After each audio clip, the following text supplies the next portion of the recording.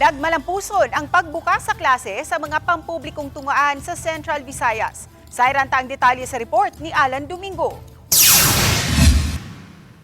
Malaumon si Dr. Salustiano Jimenez, DepEd 7 Regional Director, nga makabot nila ang ilang target enrollees karong tuiga nga 1.6 million.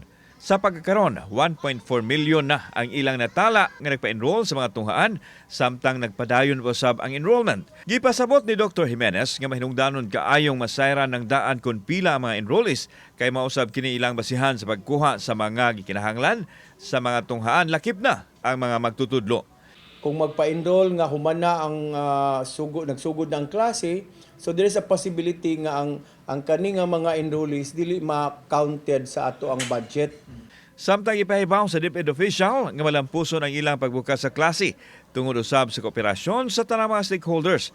Lakip nini ang mga ginikanan, magtutudlo, tinun-an, uban usab sa suporta sa mga law enforcement agency nga naghatag kalawasan sa mga eskwelahan. So I'm so happy, and in fact I keep on praising God that the first day yesterday was really very smooth and orderly ang atong pagpahigayon sa first day of classes. Admitido si Jimenez nga aduna gihapoy kakuwangan sa mga classrooms ug magtutudlo apan na pangitaan na kini og pamaagi nga mapasayon alang sa mga tinun-an. Lakip sa gihimo nila ang shifting of classes ug ang pag-adjust sa ratios sa mga classrooms kung gikinahanglan.